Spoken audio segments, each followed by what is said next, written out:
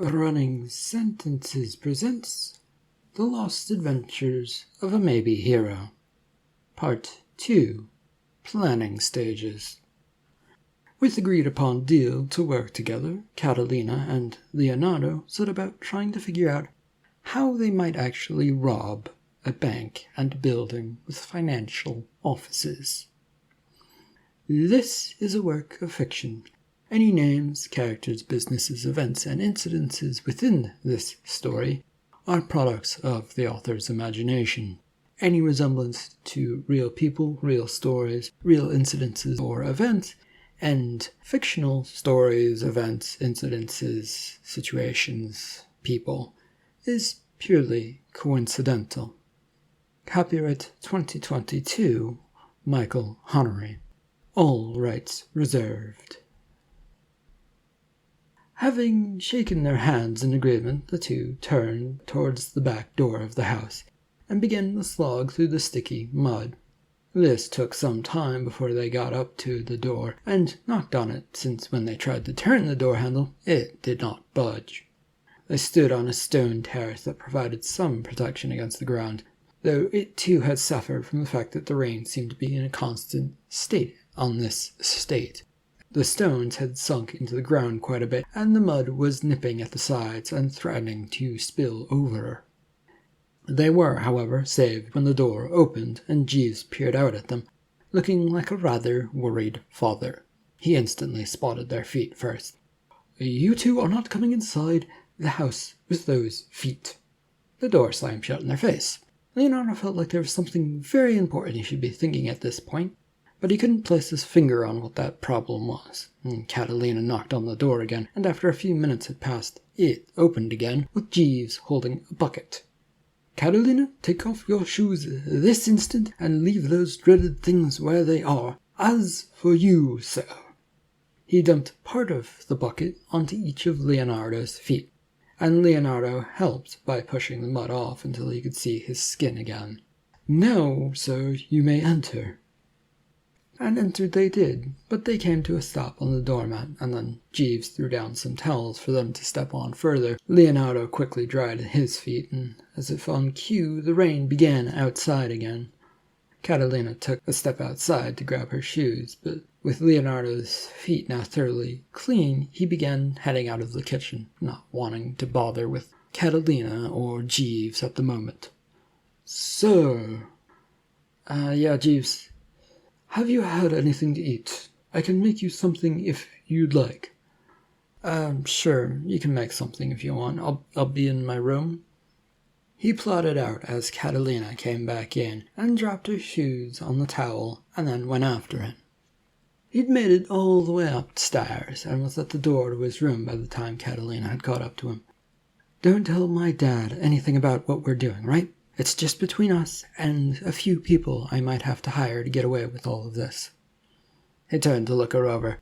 Her hair had gotten soaking wet in the few seconds it had taken her to get her shoes, and she was trying to do something about it by running her fingers through it gently, but this did not appear to be doing much to her hair. "Really? You don't want your father, who seems to know everything about you and how you are a robber and a thief, you don't want him to know anything about what's going on? Well, I suppose that's your choice. I will keep silent."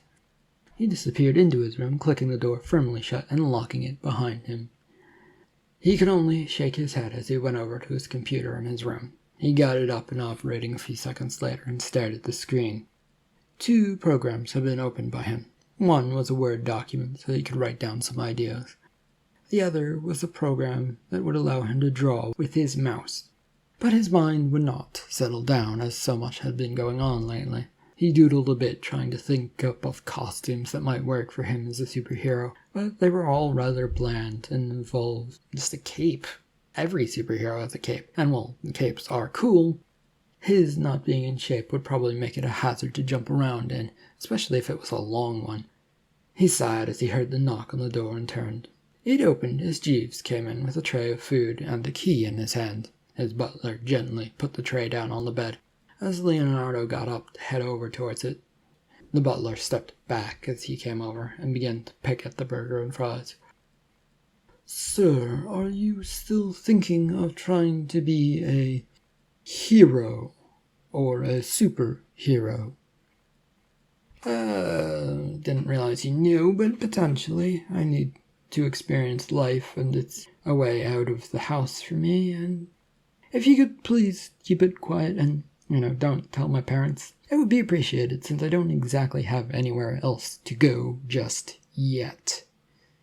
Jeeves had wandered over to the computer and began looking at the images that had been crudely stick-drawn onto the paint program.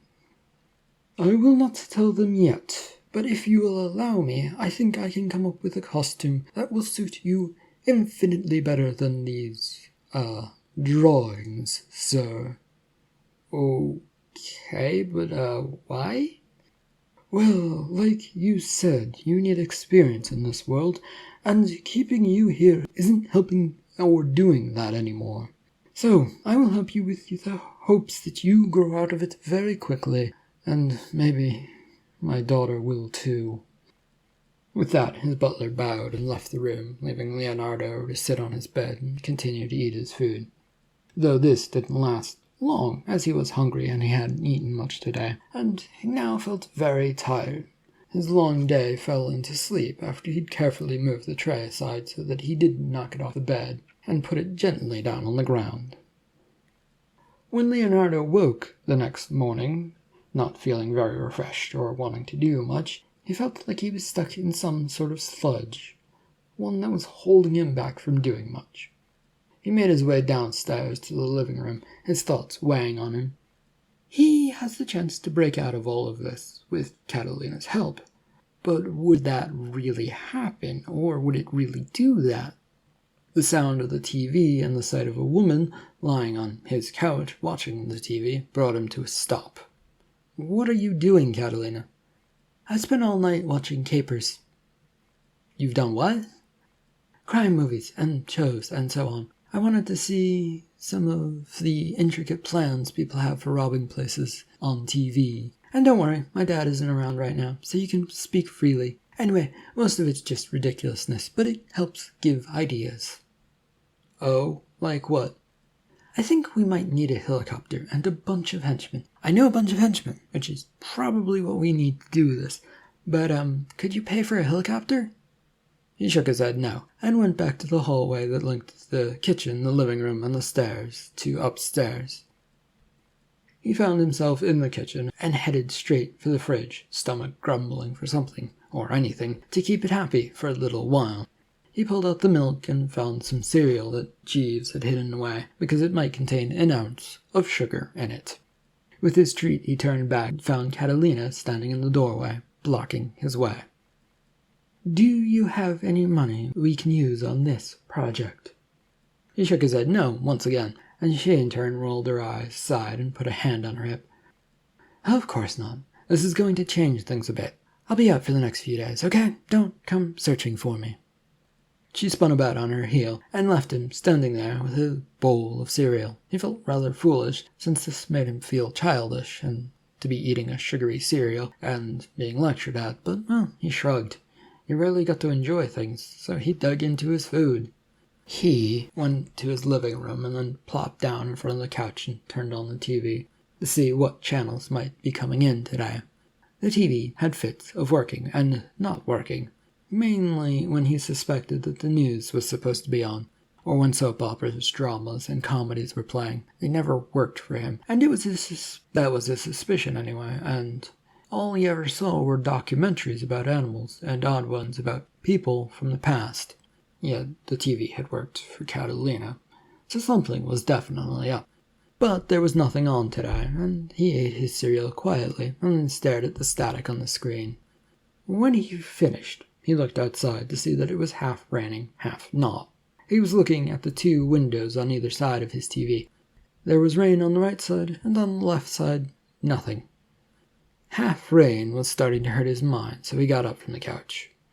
I wonder where in the world Jeeves is. He said he'd do something about a hero costume, and now I'm curious.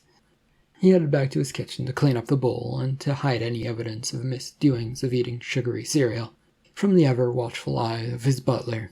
With that done, and everything tucked back away where it belonged, he then turned and looked at his basement door. Whenever Jeeves was up to something, he would be down there, huddled in a dark space, doing some minuscule work that somehow he could see, but Leonardo, for the life of him, could not. There were no sounds coming from down there, though, so the man might be elsewhere.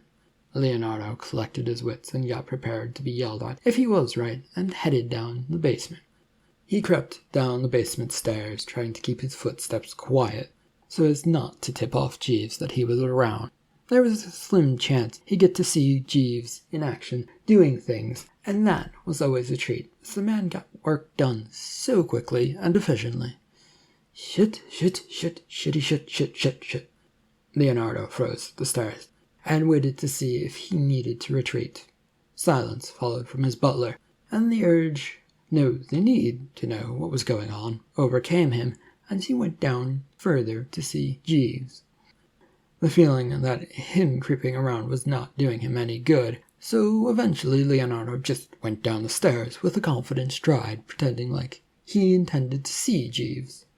He reached the landing area and turned to his right and stepped into the workshop that Jeeves hoarded to himself. Leonardo didn't mind that he had the space, but he wondered if the man wouldn't be happier with more room elsewhere in the house.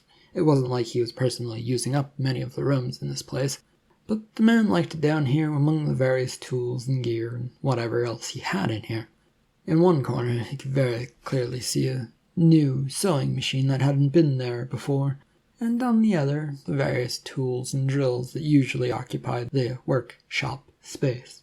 It was a mishmash of everything, and one that always felt like it was in a hurricane condition with the world scattered about it.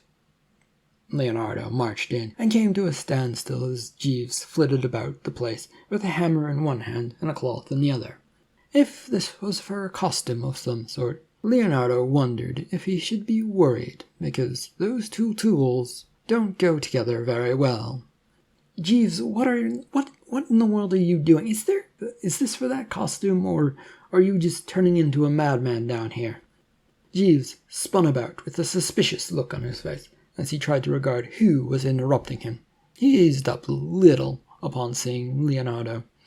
"Oh, sir, what is it you need?" "I wondered what you were doing down here, working on a costume or your own weird thing." "Ah, yes, costume, yes, sir." "With a hammer." Jeeves looked down at his hands and then looked up, and then nodded his head. "Yes, it is a hammer, yes, sir. Is that a problem?" Maybe, but, well, no. But, one generally doesn't use a hammer on cloth unless it's a very special one, maybe? Do you have a very special fabric that requires a hammer, Jeeves?" "No, I don't, but I have a prototype costume that won't calm down in the way I need it to." The what? Jeeves' sentence made no sense to Leonardo, and he took a few steps forward trying to see this so-called prototype thing that Jeeves was talking about. The butler, however, scurried away towards his work table, trying to cover it up. "It is not ready yet. You will be stunned and amazed, but it is not ready for your eyes yet." "Oh, come on. How did you go from a cocksure butler who has everything on hand to this isn't ready yet? That makes no sense." "I am a perfectionist, thank you very much, sir. My work needs that extra touch to make it shine. You can't talk me into showing it to you, so stop trying." "If you could tell me anything about the design so that I might get an idea of what kind of hero I'm going to be, that would be appreciated, maybe." Well, that, I think, sir, it will be based around an animal, but don't take that for a sure thing yet. I want to strike fear into people, and I need to find the right potential animal for you." "Well, I'd rule out the obvious ones like a bat or a leopard. The comic books already have those covered. We don't need people calling me a copycat." Yes, no copycat, sir. Please go away and let me get to work."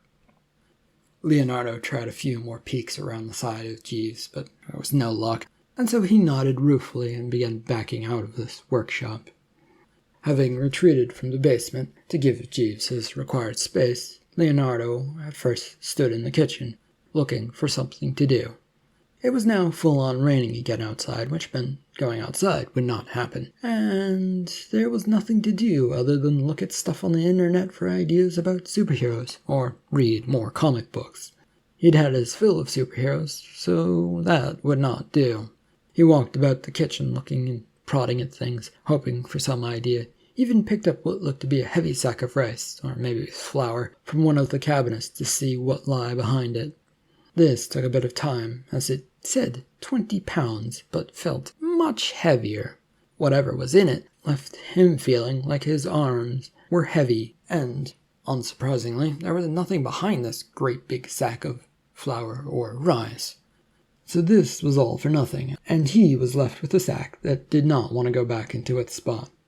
It took a couple more minutes of much wrestling and fighting against said bag to get it back into position, and by then he was exhausted. Okay, lesson learned. I need to go get some body exercises in if this heroic endeavor is going to go anywhere. And if I remember correctly, there should be a home gym, maybe, somewhere in the house. He waited a minute or two, collecting himself and his breath, then eventually managed to get up and began his search for this mysterious gym that was probably somewhere in his house. He hoped. Maybe. He went upstairs and wandered up and down the hallway, opening doors, reckoning that it might be up here. The only room he'd ever really went into up here was his bedroom, so exploring here would be a good start. Many doors got opened, though, and then shut when a gym did not appear anywhere in this hallway. On he went. He lost count at 7 doors opened, and kept going just to make sure. The latest door he found opened up to a set of stairs, which was odd. He didn't know that there was an upstairs beyond the 2nd floor. Perhaps the gym was up here. He hoped not, for the sake of whoever had to have brought the gym equipment in. Lugging stuff up 2 stories of a house without an elevator sounded like hell. A fully furnished and nice-looking attic greeted him upon climbing the stairs. It had a nice bed and couch and a place that looked like it had been rather lived in, and a few pieces of clothing that looked slightly feminine, but he wasn't entirely sure of that, as they were just clothes. Has Catalina been staying up here as well? Well, I guess I did sort of give up the house, and I'm the one invading in this instance. Though neither Catalina or Jeeves seemed too concerned about the whole I give up the house bit and want out, so I don't know. He looked further about to see if maybe there was some gym equipment or anything up here aside from the bedroom that would help get him into some sort of shape. But the whole stretch of attic did not seem to contain one single item that would count for a workout, unless one counted the walls and the floors, but he was looking for actual equipment, so he did not count them. Unsuccessful in finding what he wanted upstairs or in the attic, Leonardo had gone about searching the main floor of the house, walking through the living room, the kitchen, and the hallway, all while checking doors to see if there was a gym hidden somewhere down here. He opened up 7 or so doors that he'd never entered before to look. There was no gym or even equipment that appeared before him. He wandered down the hallway, looking at any doors, hoping that they might have an answer. Okay, so why did I think that there would be workout equipment in this house? Did Jeeves say something about a room here that had some stuff? Or am I just imagining this? His wandering took him towards the kitchen. Jeeves was in here with a bunch of stuff lying on the counter that looked like food. It was raw ingredients, which somehow looked rather inspiring to look at. Leonardo judged them from where he stood in the entranceway to the kitchen, trying to figure out what was being made, and also noting how different Jeeves looked from when he was in the basement to up here. Here, his movements were crisp, clean, and efficient. Downstairs, he almost came across hunchback and running around, tooling with things just to make them work. His butler looked over at him.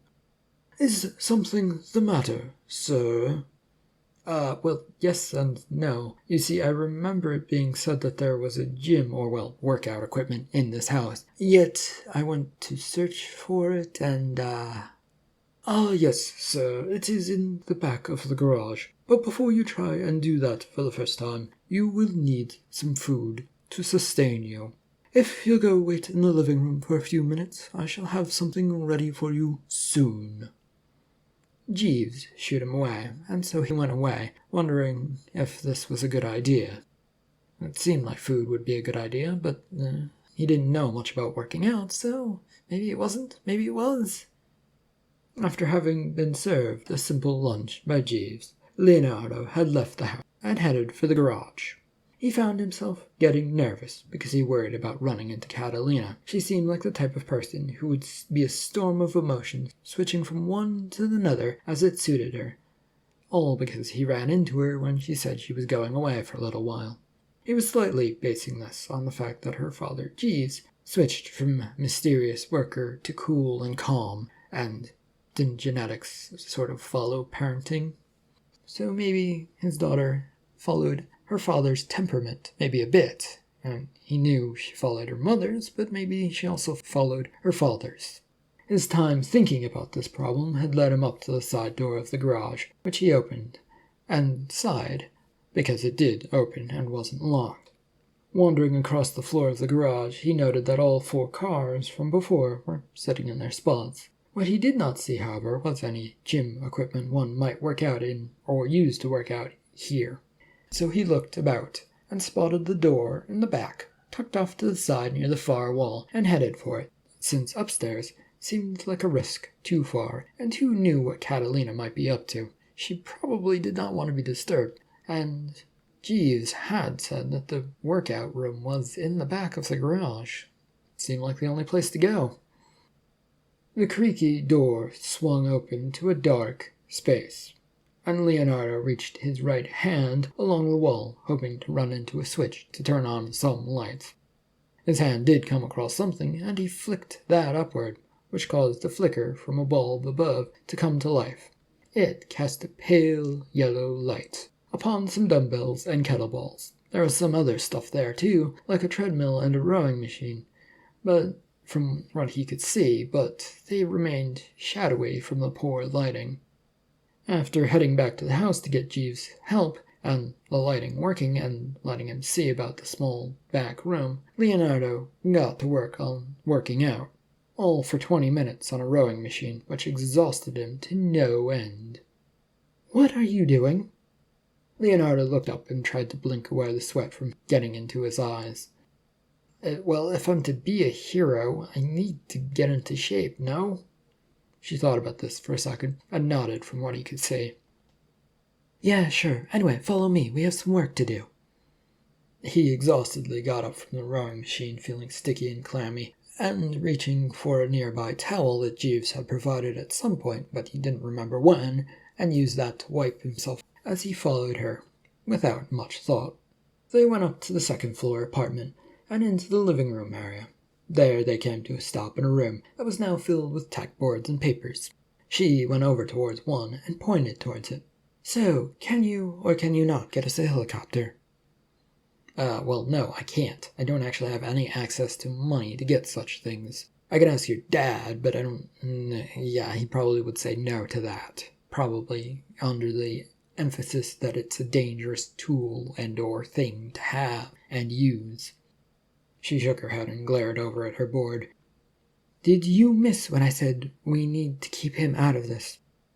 "No, I did not. But, it's very hard to keep him out of this."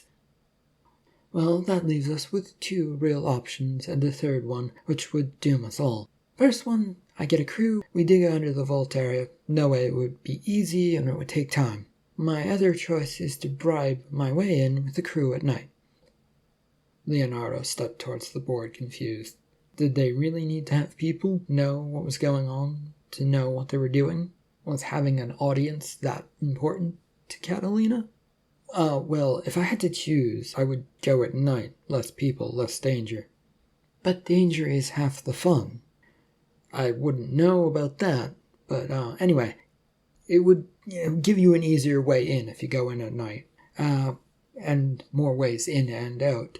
plus less mess or variables to throw into the mix. With people there, you don't know what can happen. With bribed guards, you have a little more of an advantage, though there is still odds and ends to account for. She looked over at him, staring at him hard, then cocked her head to the side, trying to figure him out. He took a step back and shrugged. Did I say something wrong? Yes, I want to know how a mind that's been trapped in a house for I don't know how long figure out something so simple. Comic books with lots of odd detective scenarios, and I guess, other detective stories and superhero stories. I learned a bit from them, I guess. Also, it's just plain as day staring one in the face that you want simple, not complex. Right, so you might be a little useful then, other than as a rescuing the day type. Good, so the plan you choose is to go in at night.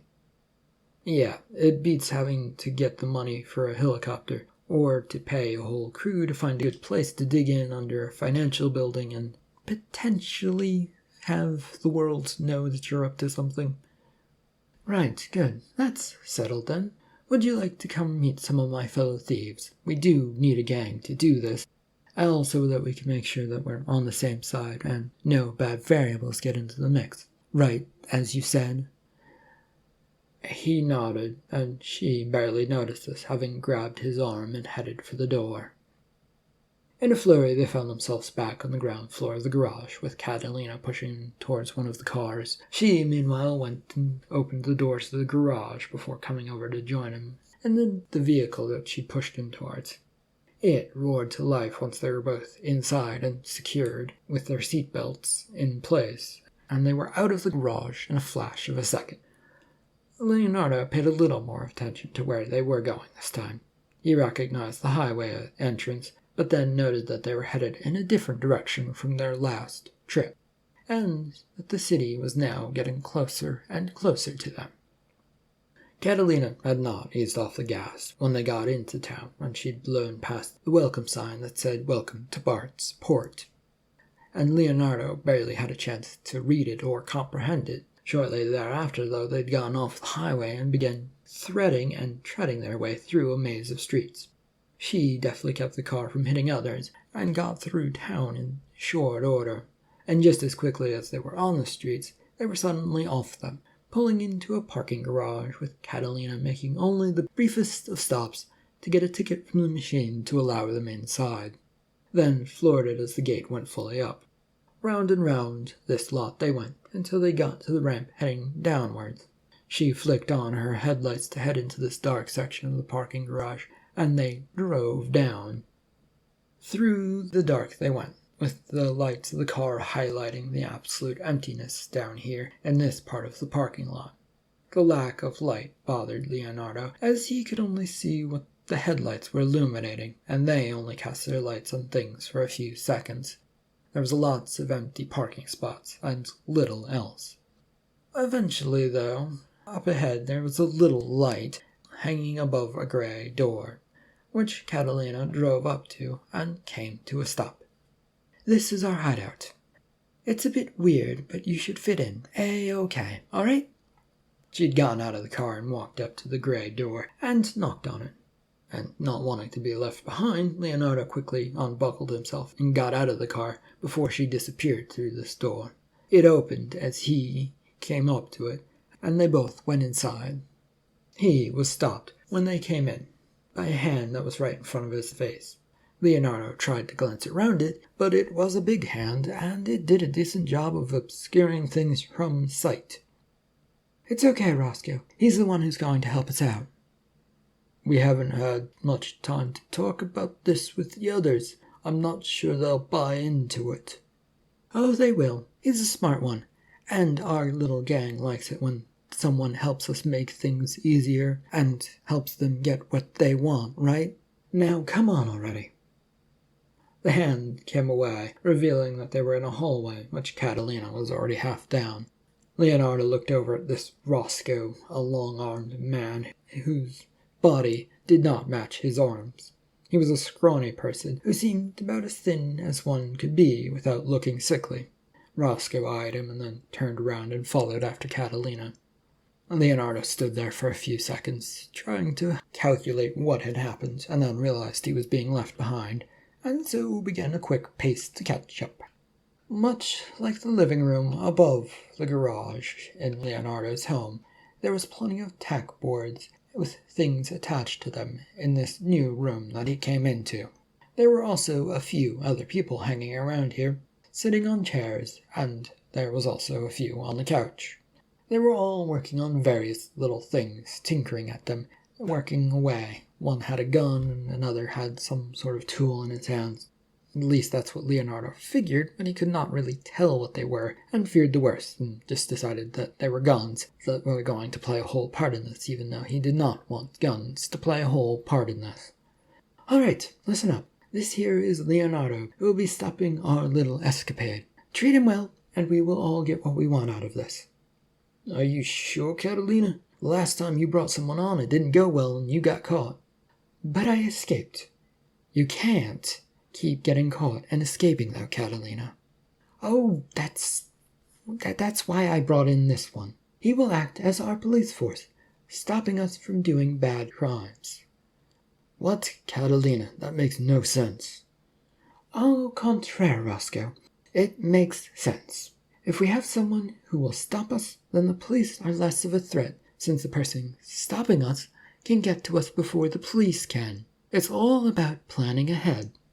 Roscoe, who had been near the doorway as Leonardo had come in, headed for the couch, studying Leonardo carefully before shaking his head. The other two also took this moment to look him over and judge him. Leonardo was sure that they were all disapproving looks, because what else could they be? All he could really do there was shuffle from foot to foot, hoping that all of this was going to be okay. Catalina? Oh, right, introductions. This lady over there, sitting on the chair, is codenamed Laura. The man that just sat down, that you met at the entrance, is called Roscoe. And finally, the last, but also equally important member, is Gunther. All of these are made-up names to suit our purposes, by the way. Leonardo looked at the group, and then back to Catalina. Okay, well, I don't think they like me. Well, yeah, I told you it would be a bit weird. Why would you think you'd fit in right away? Nobody fits in right away. I didn't think I would fit in, but I did have a feeling that people would be a bit nicer to a new person. You know, you don't necessarily want to get off on the wrong foot with somebody who might be helping you. You thought criminals were going to be nice to a person they just met. Well, we might have been if we were taking you for a ride for your money. But since you're with Catalina, that doesn't seem like it would float. Thank you, Gunther, but right, can we get on to what we need to talk about, and how we can utilize our new friend, Leonardo here? There was a rather rousing round of shrugs from the criminals, which Catalina took to mean that was okay to do, and she quickly went through the plan of bribing a guard and going in at night. There were a few nods from her group, but they mostly studied the tack board that she brought before them and highlighted what she was going to do. This is to minimize all the risks, right? Yes. So how does the fool over there factor into this other than coming to save the day? Well, that's the rather difficult part. But I think I have an idea that is a little silly that will get us noticed and help us all out. Please tell me you're not planning to rob a store and leave a calling card again, Catalina. Catalina was nodding her head yes, which caused a silence to fall over this group of criminals as they processed this idea. Leonardo continued shuffling from foot to foot, not knowing what else to do or what was going on. He wasn't exactly a part of the conversation, and butting in would likely get him yelled at or yelped at, so he didn't want to do that either. Well, I mean, if we use the local store and have him rush in at the right moment, it will be fine, and as long as we escape out the back and nobody catches us. But he will also need to run away as well. It will all look rather weird. I've forgotten the important part. Our friend here will be codenamed Leonardo, and he is going to be dressed up like a superhero to save the day." The three criminals shifted their gaze from Catalina over towards Leonardo, and it was still not a very friendly one. Leonardo tried his best to say something, but he couldn't think of anything to say at this moment and at these questioning looks, which continued on, boring into him.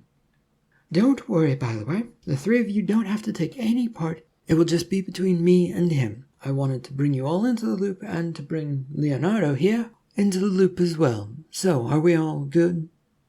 There seemed to be some hesitant nods from her group of criminals, who seemed resigned to this, well, whatever this plan was, and Leonardo hoped that it was all going to be okay.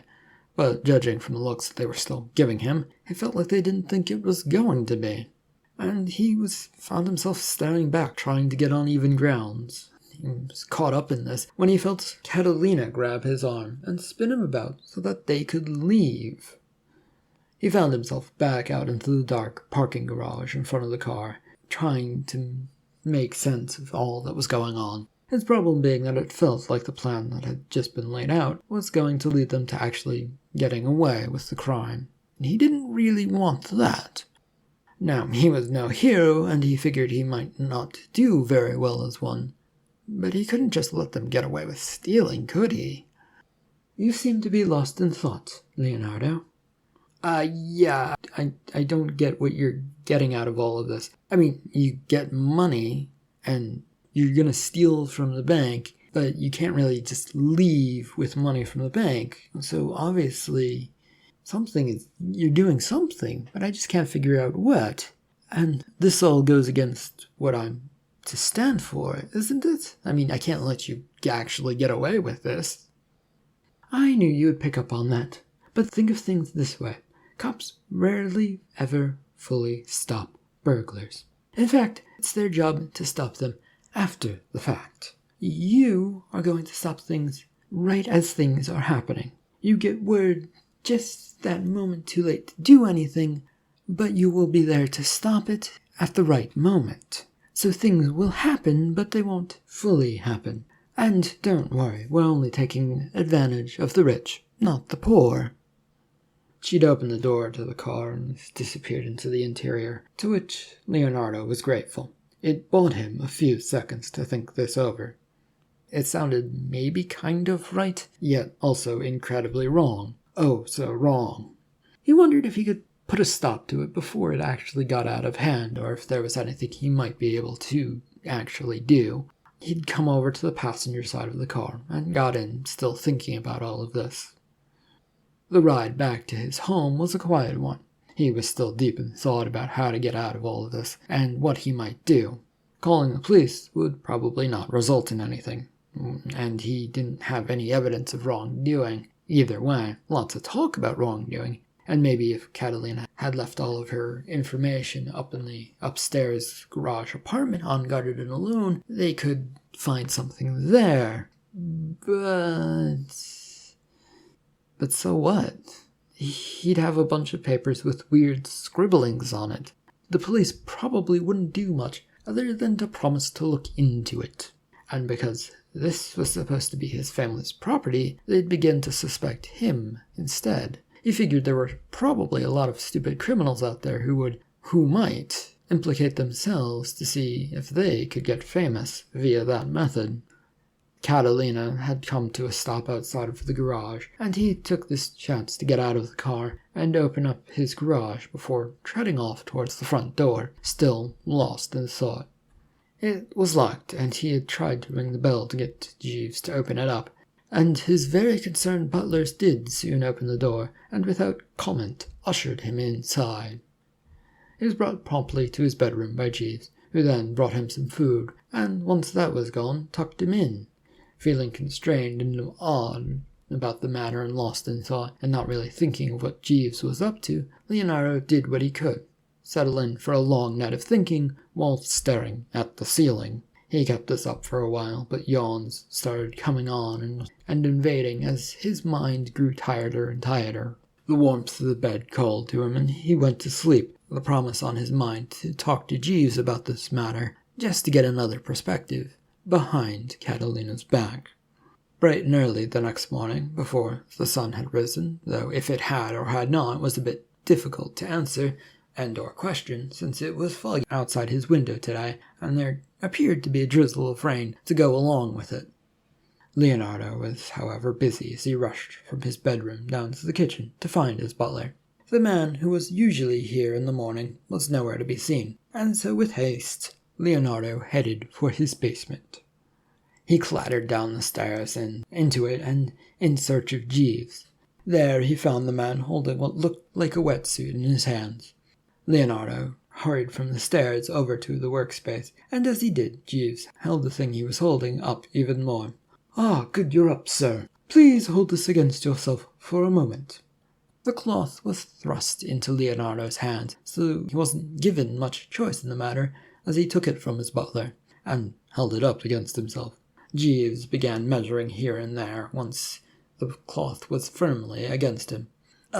Jeeves, please hold still, sir. I need to make sure that we get this right the first time." The measuring continued for a few minutes, as Leonardo tried to figure out how to broach the topic of the man's daughter, who was up to very bad criminal behavior. Clearly, going right at it and trying to talk about it wasn't working. But maybe it was him. He shook his head. He'd have to try again. "Jeeves." "Right, it should fit you like a glove. Per usual, sir. Please go change into your hero costume at once. Then I will hear whatever it is on your mind. Shoo." He found himself ushered off towards a corner where a box that had a curtain in front of it was placed. Leonardo pushed aside this curtain and entered, unsure of what else to do. Why Jeeves had built a changing room in his basement was not really going well in Leonardo's mind. It was odd and weird, but it was also Jeeves's area, so he let it go, instead concentrating on getting out of his pajamas and into this suit. He slipped it on as best he could, but it felt rubbery and would not go on that easily. Having managed to get his legs through the pants part and trying to yank them up, it went from okay to poorly as he lost his balance and slipped out past the cloth curtain. Falling onto his ass, Leonardo floundered about in the workspace on the floor, with his pants slightly mostly on, but the rest of this suit refusing to come up since it was all one piece. Jeeves moved quickly, helping his master up, but then the two got the suit onto Leonardo, who looked rather stiff and embarrassed in it. From what Leonardo could tell, this was a regular dapper suit, except it was a one-piece wetsuit with rubberized material, so it sort of was painted to look like a regular dapper suit. Jeeves?" "Yes, sir, is something wrong, sir?" "I thought we were going with an animal-like costume, or is this just a test?" He cast a rather forlorn look over at his butler, who was behind him. "We did, yes, sir, but the more I looked into the matter, the more it appeared that most of the good animals were already taken by heroes. The only one really left were probably a sloth, and that didn't necessarily scream hero to me, or to fit your personality." "It kind of suits my personality, but you put me in a suit, though."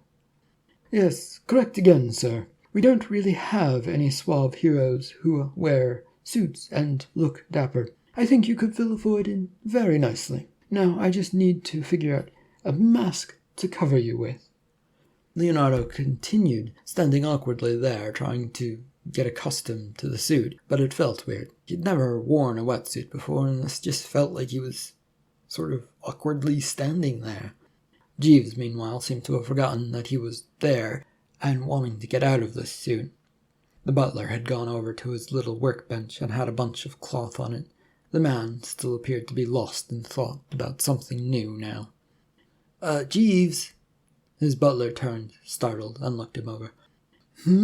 "Oh, right, sir. You are still in the suit. I tell you what, go run around with it on, get comfortable in it, and then I'll come find you when I've finished the mask. This way we can test everything out to make sure it is right for you."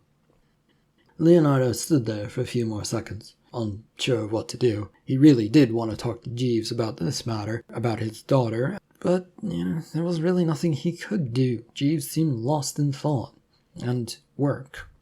and since Jeeves was not offering any assistance to get him out of the wetsuit, he slowly backed his way towards the stairs. Maybe Catalina would help him get out of this suit, and then he could go talk to Jeeves. He made his way to the front door, and had just stepped out of it when he came to a stop as Catalina was walking towards him. She too stopped, and also stared, as both of her eyebrows cocked up in an amused manner. "Well, isn't that an interesting look? Your father is making my hero costume and concocted this. I don't know what to think or how to feel, but it does not suit me, but he thinks it does." No, it doesn't suit you, but also, yes, it does suit you. This might work out well with a mask. What do you think of the masked butler?" "The what?" She charged towards the house, grabbing his arm along the way and pulling him back into it. He was still confused. They soon arrived back in the basement with Catalina urgently pulling him along until they were in front of her father. He was busy playing with some cloth. "Dad!" He didn't bother to look up as he put down the cloth and picked up a hard piece of plastic in the shape of a set of eyes or some sort of something, and was trying to put the cloth to the hard plastic material. He currently had a checkerboard pattern of tartan in his hands. "Yes, what is it, Catalina?" "What if the superhero that you have Leonardo becoming is called the Mysterious Butler, or the Masked Butler, or, well, anything to do with butler?" Jeeves slowly turned to them, the cogs in his mind turning at the idea. Leonardo felt like he was not so much part of this anymore as he was being dragged along into something different, weird, and he was just along for the ride. Do I get a say in the matter?" "The Masked Butler. Yes, I kind of like that, Catalina. Gives him mysteriousness, oomph, and lets people know that he isn't the usual rich, heroic bastard." Yes, thank you, daughter. That is exactly what I needed." Jeeves turned back to his bench and began furiously throwing whatever it was in front of him away as he started working on something new. Guys, what about me? I was the master of the house, maybe not anymore, but the rich guy, supposedly the one who is bringing all of this together, the one risking his neck to make you both happy." "Oh, you'll be fine, Leonardo. Now, Dad, I do need a quick mask so that I can introduce the world to this masked butler." Jeeves jumped over to where he'd thrown a piece of work he'd been working on before. Then, after a few seconds of pushing around pieces of cloth and something else, had a hard piece of plastic in his hand, and then turned to Leonardo. His butler quickly approached him and began pushing this piece of plastic hard against Leonardo's face, and there was little he could do to stop this from happening. Oddly enough, it only took a few seconds, and when they were done, the mask was stuck to his face, and felt very odd to have something there when he was so unused to that. "Yes, I think that will do for now." She grabbed him by the arm once more, and before he could really process anything, was headed for the stairs once again. End of part 2 to The Lost Adventures of a Maybe Hero. Thank you for listening.